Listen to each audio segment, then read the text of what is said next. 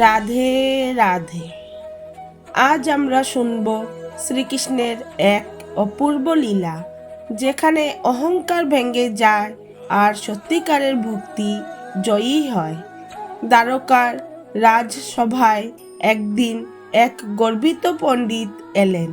তার জ্ঞান ছিল অসাধারণ, শাস্ত্র মুখস্থ, তর্কে অপরাজয়। তিনি সবার সামনে ঘোষণা করলেন, আমি এমন জ্ঞানী যার সঙ্গে তর্কে কেউ জিততে পারবে না। রাজসভায় ফিসফাস শুরু হলো, কিন্তু শ্রীকৃষ্ণ শুধু মৃদু হেসে রইলেন। কৃষ্ণ জানতেন, জ্ঞান তখনই পূর্ণ হয় যখন তার সঙ্গে বিনয় থাকে। অহংকার থাকলে সেই জ্ঞানই মানুষকে অন্ধ করে দেয়। কৃষ্ণ বললেন, পণ্ডিত মশাই, আপনি সত্যি জ্ঞানী, তবে একটি ছোট্ট কাজ করবেন। পণ্ডিত আত্মবিশ্বাসে বললেন, নিশ্চয়ই। কৃষ্ণ তাকে একটি প্রদীপ দিলেন এবং বললেন, এই প্রদীপ হাতে নিয়ে রাজপ্রাসাদের বাগানে যান। সেখানে এমন একজন মানুষ খুঁজে আনুন যার মধ্যে কোনো দোষ নেই। পণ্ডিত মনে মনে হাসলেন, এ তো সহজ কাজ। তিনি বাগানে গেলেন। প্রথমে একজন সৈনিককে দেখলেন, ভাবলেন এ তো রাগী স্বভাবের। তারপর একজন ব্যবসায়ী লোভী, একজন সেবক অলস। এভাবে তিনি যার কাছেই গেলেন কারো না কারো মধ্যে দোষ খুঁজে পেলেন। সন্ধ্যা হয়ে এলো, প্রদীপের আলো ক্ষীণ হয়ে যাচ্ছে। পণ্ডিত ক্লান্ত হয়ে ফিরে এলেন কৃষ্ণের কাছে। তিনি বললেন, প্রভু, আমি কাউকে পেলাম না যার মধ্যে দোষ নেই।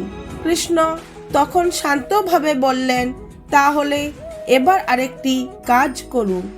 এই একই বাগানে গিয়ে এমন একজনকে খুঁজে আনুন যার মধ্যে কোনো গুণ নেই। পণ্ডিত আবার গেলেন। এবার তিনি গভীরভাবে লক্ষ্য করলেন, যে সৈনিককে রাগী ভেবেছিলেন সে দেশের জন্য প্রাণ দিতে প্রস্তুত। যে ব্যবসায়ীকে লোভী বলেছিলেন সে পরিবারের জন্য কঠোর পরিশ্রম করে। যে সেবককে অলস বলেছিলেন সে অসুস্থ মায়ের সেবা করে সারা রাত জেগে থাকে। প্রত্যেকের মধ্যেই তিনি কিছু না কিছু ভালো গুণ দেখতে পেলেন। রাত গভীর হলো। পণ্ডিত ফিরে এসে মাথা নত করে বললেন, প্রভু, আমি কাউকে পেলাম না যার মধ্যে কোনো গুণ নেই, বরং প্রত্যেকের মধ্যেই কিছু না কিছু ভালো দিক আছে। কৃষ্ণ মৃদু হেসে বললেন, যে শুধু দোষ দেখে তার চোখে পৃথিবী অন্ধকার, আর যে গুণ খুঁজে নেয় তার হৃদয় আলোয় ভরে যায়। সত্যিকারের জ্ঞানী সেই যে নিজের দোষ আগে দেখে, অন্যের নয়। পণ্ডিতের অহংকার সেই মুহূর্তে গলে গেল। তিনি বুঝলেন, শাস্ত্র জানা সহজ, কিন্তু বিনয় শেখা কঠিন।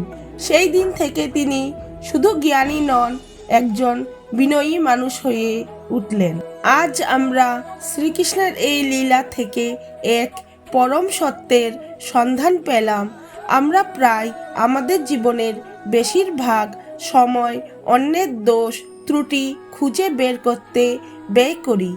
অন্যকে বিচার করতে গিয়ে আমরা এতটাই ব্যস্ত হয়ে পড়ি যে নিজের আয়নায় নিজের ভেতরের অন্ধকারটাই দেখতেই ভুলে যাই। কিন্তু মনে রাখবেন, এই পৃথিবীটা একটা আয়নার মতো। আপনি যেমন দেখবেন, পৃথিবী ঠিক তেমনই আপনার সামনে ধরা দেবে। যদি আপনি আপনার হৃদয়ে ঘৃণা আর নেতিবাচকতা রাখেন, তবে চারপাশের সব কিছুতেই আপনি শুধু মন্দটাই খুঁজে পাবেন। আর যদি আপনি নিজের মনকে শুদ্ধ করে অন্যের মধ্যে ভালোটা খুঁজতে শুরু করেন, তবে দেখবেন এই পৃথিবীটা কত সুন্দর এবং প্রতিটি মানুষের মধ্যেই কোনো না কোনো দেবত্ব লুকিয়ে আছে। পাশাপাশি শ্রীকৃষ্ণের এই কাহিনী আমাদের আরও একটি বড় শিক্ষা দেয়। আর তা হলো অহংকার। মনে রাখবেন, অহংকার হলো এমন এক পর্দা যা মানুষের জ্ঞানকে অন্ধ করে দেয়। মানুষ যখন ভাবতে শুরু করে যে আমি সব জানি বা আমি সেরা, ঠিক তখনই তার পতনের শুরু হয়। কারণ অহংকারী ব্যক্তি সত্য দেখতে পায় না। অন্যদিকে বিনয় হলো সেই আলো যা মানুষের জ্ঞানকে আলোকিত করে তোলে। গাছের ডাল যেমন ফলে ভরে উঠলে নিচে নুয়ে পড়ে, তেমনি যে মানুষ প্রকৃত জ্ঞানী তার হৃদয়ে তত বেশি বিনয় থাকে। নিজেকে বড় প্রমাণ করার লড়াইয়ে না নেমে নিজেকে ছোট করে অন্যের সেবায় বিলিয়ে দেওয়ার মধ্যেই জীবনের সার্থকতা লুকিয়ে আছে।